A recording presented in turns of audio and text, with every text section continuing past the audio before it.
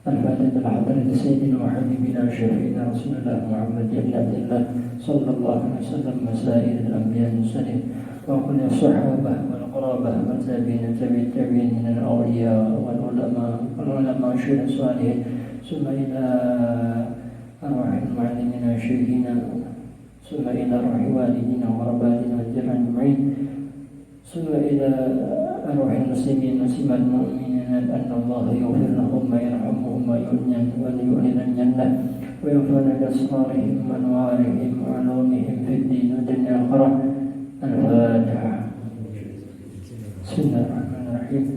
الحمد لله رب العالمين. اللهم صل الرحمن الرحيم مالك يوم الدين المستعين الصراط المستقيم صراط الذين أنعمت عليهم غير المغضوب عليهم ولا الضالين. بسم الله الرحمن الرحيم. الحمد لله رب العالمين. اللهم صل على سيدنا محمد وعلى آله وصحبه أجمعين. Amma ba'd.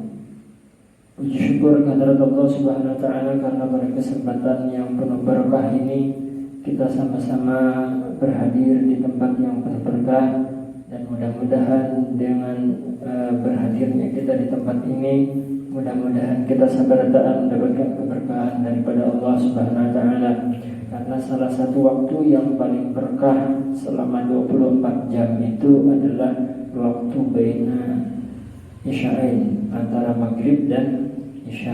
Jadi salah satu trik atau latihan daripada para ulama zaman dahulu itu kalau hendak bisa tahajud rutin itu adalah dengan mengisi kegiatan mengisi waktu antara maghrib dan isya dengan amal ibadah. Jadi kalau bisa sudah istiqomah mengerjakan kebaikan, mengerjakan amal ibadah di sela-sela antara maghrib dan isya, itu akan memudahkan bagi orang yang ingin melaksanakan qiyamul lail atau ibadah malam hari, seperti sholat tahajud dan baca Quran dan sebagainya.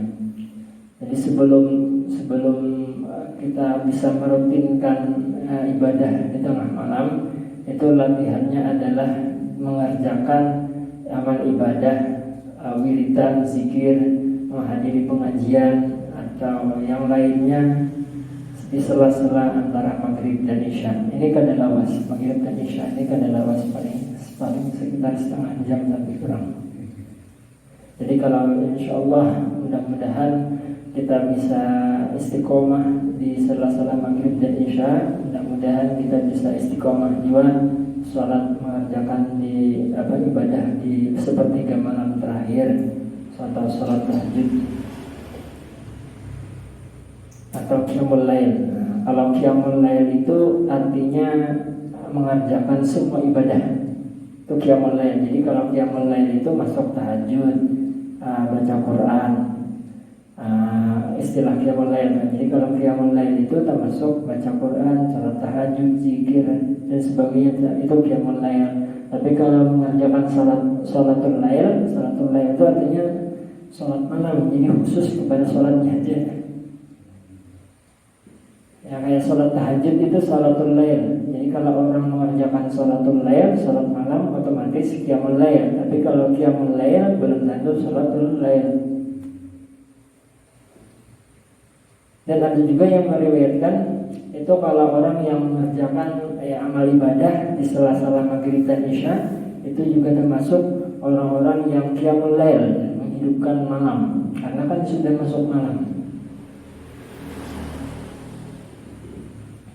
Ini ulun membacakan kitab, membaca aja ulun lah. Karena sebujurnya ulun di sini ini hanya memenuhi undangan panitia aja, jadi kada istilah pengaruhnya melajari bubuan kada.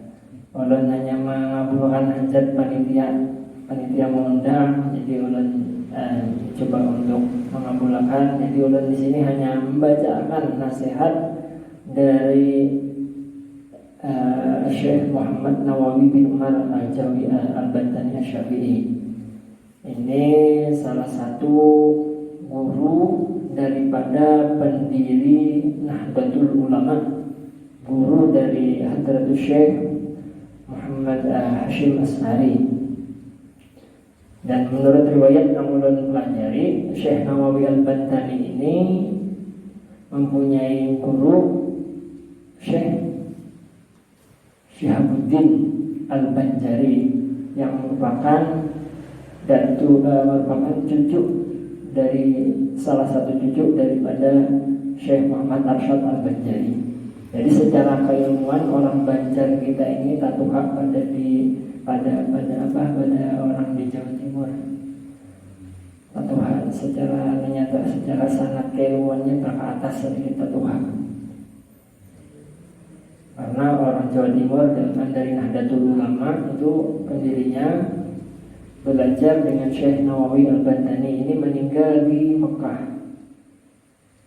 Syekh Nawawi Al-Bantani ini orang Jawa, orang Banten, meninggal di Mekah karena beliau mukim di sana. Jadi orang Jawa mukim di sana.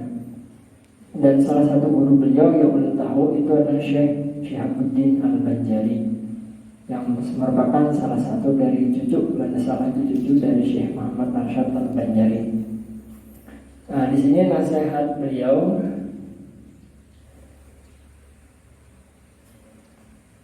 sebetulnya di kitab ini Sidin ini menjelaskan dari kitab lain, yaitu kitab Risalah Jami'ah. Risalah Jami'ah. Jadi di sini ulun cuma membacakan keterangan dari Sidin. Qala al-mu'allif rahimahullah, fa min ma'asyil qalbi asyakku fillahi ta'ala ay wujudihi dzatihil qadimah aw fi sifati min sifatihil wajibah aw fi sifati min sifatil wajibati lahu ta'ala ay fi min sifatihi al-wajibati lahu ta'ala illa bi ijma' la bi ijma'. Di antara ujar Sidin ini salah satu maksiat yang sifatnya maksiat hati itu adalah meragukan bahwa Allah Ta'ala itu ada. Jadi kita ini ragu-ragu Allah Ta'ala itu adalah kadang. Nah, keraguan ini itu sudah masuk kategori maksiat di dalam hati. Ujar Sidin, ay wujudi zatihil qadimah, ay keberadaan zat Allah Ta'ala yang sudah al-qadim, yang terdahulu. Jadi ragu-ragu bahwa Allah Ta'ala itu adakah tidak. Nah, ragu-ragu itu. Nah, ujar Sidin ini asyakku fillahi ta'ala. Asyakku itu ragu. Keraguan terhadap zat Allah, artinya ada atau adanya zat Allah, itu ujar Sidin termasuk minal ma'asyil qalbi, maksiat hati di dalam ilmu tasawuf. Ayfi min sifatihil wajibah, atau ragu-ragu Allah Ta'ala itu mempunyai sifat di antara sifat-sifat yang wajib. Misalnya merasa ragu Allah Ta'ala itu mendengar atau kadang, melihat atau kadang, kan sifat wajib. Sami'un basirun. Ragu-ragu tentang situ. Nah, itu masuk daripada ma'asyil qalbi, bahkan bisa menjadi kufur, kafir, bahaya.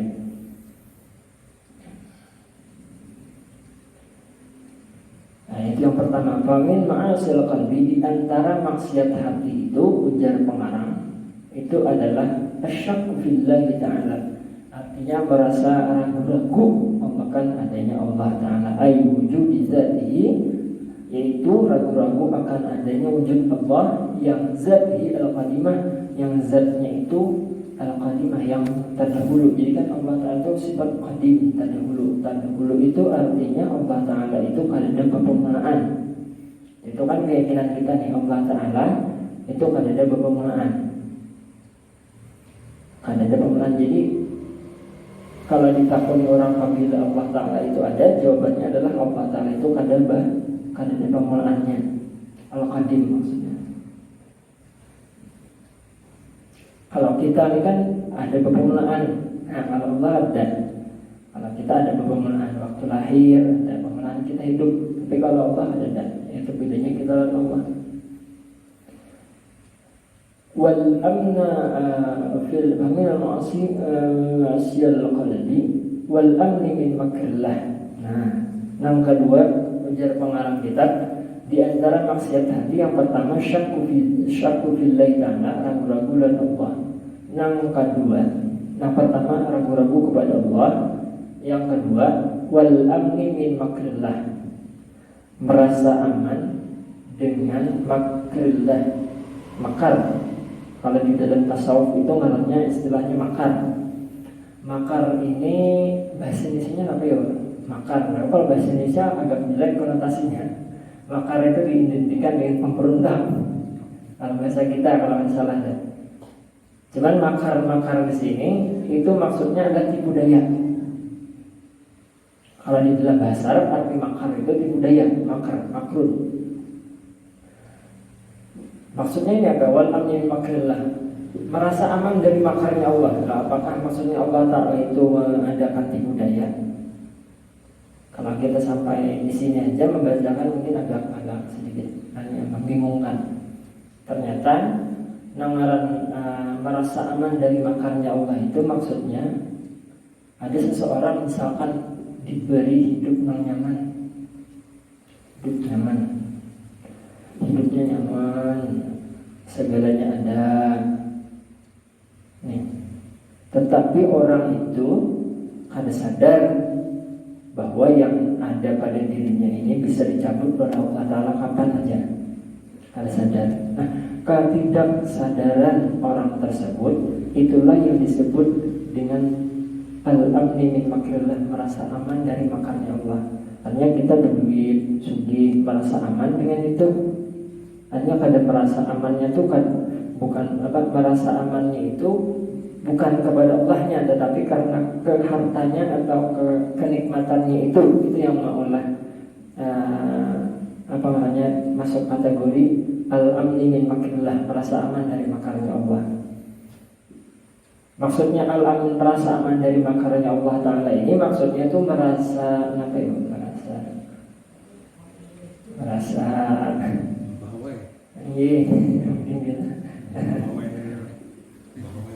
merasa bahasa kitanya tuh sama kayak orang nih lagi misalkan kayak ulunnya aku nih masih juga, kau aja dulu maksiat kekainan gitu. Allah Ta'ala itu pengampun juga, dan sudah Tuhan gitu tobat. Nah, ini termasuk merasa aman dari makarannya Allah. Kenapa? Karena lagi segala yang inginkan, segala yang ingin diinginkannya, kalau dicapainya, lalu pampiannya merasa sombong. Nah, itu aman dari makarnya Allah. Karena Allah Ta'ala menurunkan sesuatu kenikmatan itu sifatnya sebujurnya itu kan ujian. Cuman orang yang kada sadar itu dia akan tertipu dengan ujian dengan ujian berupa harta itu. Nah, ini yang maksudnya makar Allah Ta'ala menipu itu maksudnya bisa jadi kenikmatan yang kita miliki saat ini itu adalah musibah sebenarnya. Hanya maksudnya musibah gimana? Karena bisa jadi yang namanya harta itu bisa menghijab kita, membimbing kita dengan Allah Subhanahu wa Ta'ala.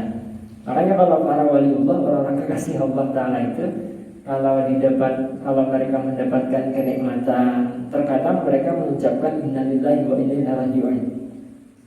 Mendapatkan jabatan, terkadang ada seorang waliullah, orang kada ingat Garan Sidin, ketika dapat jabatan beliau mengucapkan innalillahi wa inna ilaihi raji'un. Karena ya bagi mereka dapat jabatan dan sebagainya itu sama dengan musibah.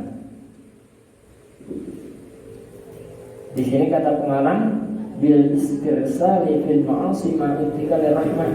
Artinya orang yang merasa aman dari makarnya Allah Ta'ala itu adalah orang yang memakai kenikmatan atau orang yang berada di kenikmatan Allah yang diberikan oleh Allah, tetapi menggunakannya atau melaksanakannya dengan maksiat. Artinya umur diberi Allah Ta'ala, nikmat umur dipakai di sana maksiat, tetapi mengharap karena dapat ampunan dari Allah. Nah, ini al-amnu min makrillah, al-amni min makrillah. Qala Allah Ta'ala fi kitabihil karim, ujar Allah Ta'ala di dalam kitab mulia Al-Quran, fala ya'manu makrallahi illa al-qawmul khasirun. Ujar Allah Subhanahu wa Ta'ala kita. Ujar Allah, janganlah merasa aman dari makarnya Allah. Orang yang merasa aman itu hanyalah orang-orang yang khasirun, illa qawmul khasirun. Artinya orang-orang yang khasir ini merugi.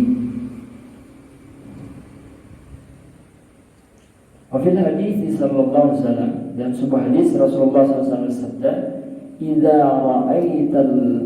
ra'aita Allah yu'til 'abda mimma yuhibbu wa huwa muqimun 'ala ma'siyatihi fa inna ma dzalika istidrajun minhu." Jadi di dalam dunia tasawuf itu ada istilah wali, kekasih Allah. Ada istilah musuh Allah, adu Allah, musuh Allah. Nah, kalau orang wali Allah, kekasih Allah, itu Allah Ta'ala beri ngarannya karamat. Nah, kalau ada wali Allah, musuh Allah, Allah beri juga kelebihan ngarannya istidraj, kelebihan lanjuran. Nah, yang dimaksud dengan makrullah itu yang istidraj, itu lanjuran itu termasuk makrullah, orang yang tertipu dengan kenikmatan yang Allah berikan.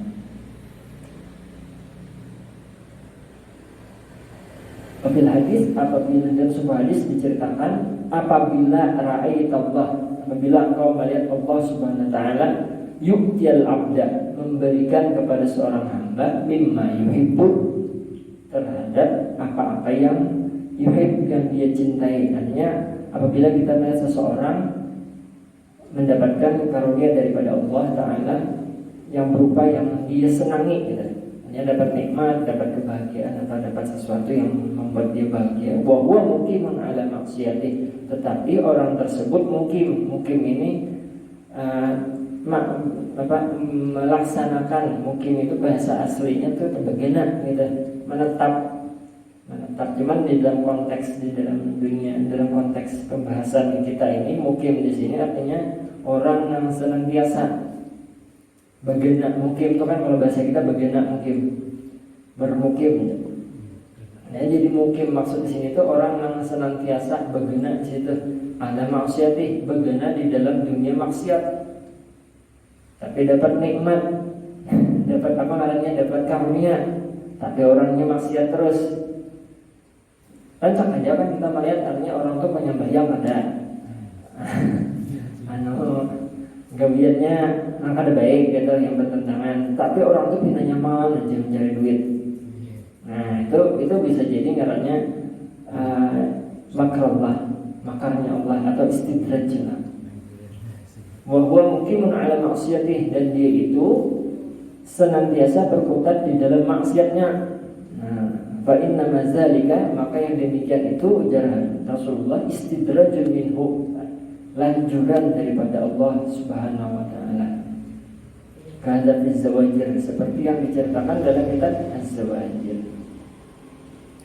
Wa makrullah, dan makar Allah Ta'ala itu irdaful ni'am lil 'abdi ma'a mukhalifatihi di amrihi ta'ala.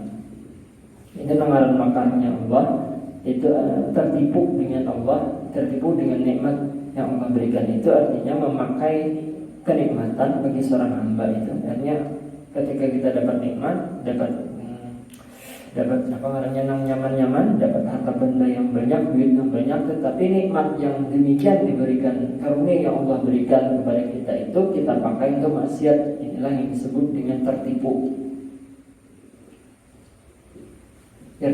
Makrullah. Makanya di sini dikatakan dalam Al-Quran, fala ya'manu makrullah, jangan merasa aman dengan tipuan daripada Allah. Tipuan dapat nikmat tadi cuma dipakai misalnya ada baik, itu artinya orang yang merasa aman. Sedangkan kita sebagai seorang muslim fala ya'man, artinya jangan merasa aman dari makarnya Allah. Artinya jangan merasa aman ini bila dapat nikmat itu jangan senang dahulu.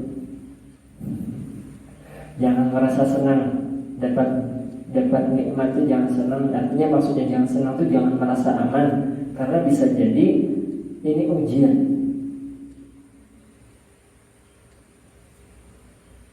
Kalau orang waliullah ini kadang-kadang kisah kalau orang waliullah ini antara dapat nikmat dan dapat pengaruhnya bencana, itu hati mereka tuh datar. Itu orang waliullah itu hatinya gitu. Kalau kita terutama ulul pribadi masih berwarna hati. Nanti kalau dapat duit banyak bingung, kalau dapat bala bencana terkadang ngumpat dan sebagainya. Itu ulun pribadi kita. Kalau orang wali itu hati mereka datar. Datar itu dalam artian ada pengaruh, kita dapat bala, musibah, nikmat itu ada masalah. Kalau ulun pribadi masih berwarna. Jadi ulun ini sini masih sekedar hanya menyampaikan yang di kitab. Mudah-mudahan suatu saat kau mengamalkan. Wa ibqa'u halahu ma'asui adabi ma'allah ta'ala. Dan gawian itu tetap gitu aja keadaannya, bertambah terus sampai sul adab dengan Allah. Jadi tabiatnya sul adab ini artinya beradabnya kada bagus dengan Allah. Artinya nikmat yang Allah beri dipakai ke sana kada baik. Artinya sama kayak kita berisi rumah itu kita kontrakan, lalu ada yang mengontrak di situ. Nah ternyata yang mengontrak ini baru rusak di rumah. Nah kita kalau biasa hati kita sebagai manusia tentu marahnya, itu saring. Nah kita ini di dunia pada lawas. Wa izharul karamati min ghairi jahdi lit-ta'at. Dan menampakkan karamah, kemuliaan. Nah di sini karamah lain, karamah wali itu lain. Kalau kemuliaan, menampakkan kemuliaan.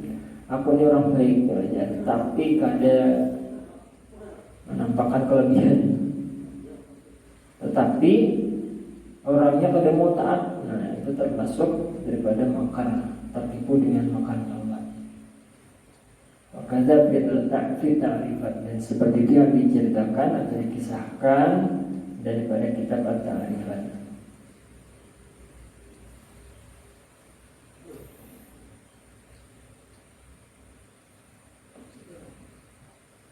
Famin ma'asil qalbi, di antara maksiat hati yang ketiga itu wal qunutu mir rahmatillah. Orang nam ayil ya'su mir rahmatillah walau irtikabal kabair. Yang ketiga, kalau yang pertama tadi kan di antara maksiat hati, yang pertama ragu-ragu lawan Allah. Yang kedua merasa aman dari makarnya Allah. Yang ketiga ini orang yang berputus asa dari rahmat Allah Subhanahu Wa Taala. Kada boleh juga berputus asa dari rahmat Allah. Wal qunutu ayyul ya'su min rahmatillah taala walau irtikabal kabair. Berputus asa daripada rahmat Allah Ta'ala, ini kada boleh. Walaupun ujar pengarang sini, walaupun sebetulnya kita itu banyak menggawi dosa, menggawi maksiat, nang guna-guna, kada boleh sekalipun kita berputus asa dari rahmat Allah. Artinya insya Allah kalau bujur-bujur taubat, insya Allah Allah Subhanahu Wa Ta'ala mengampuni saja. Walaupun dosa kita sampai apa aja banyaknya, insya Allah karena Allah Ta'ala akan mengampuni aja. Ya, karena namanya orang kebanyakan dosa itu biasanya iblis masuk. Jar iblis dosa nang sing banyakan ini kan bertahaju Allah Ta'ala mempunyikan kamu banyakan masuk iblis. Masuk iblis di situ. Walau tampihannya apa? Tampihannya ujar nang ampun diri bujur jual kada bertahaju Allah Ta'ala mengampuni dosa pun kau banyakan. Masuk perangkat iblis di situ. Ya putus asa. Ya nang salah juragan lagi. Salah juragan lagi. Sudah tak campur-campur nih udah. Masuk iblis itu. Jadi ketika kita berhadapan lawan orang yang bertobat dan Allah Ta'ala, hanya orang yang hendak bertobat dari dosa besar, maka yang kita perlu bangkitkan dari orang tersebut itu adalah harapan bahwa Allah Ta'ala itu akan mengampuninya.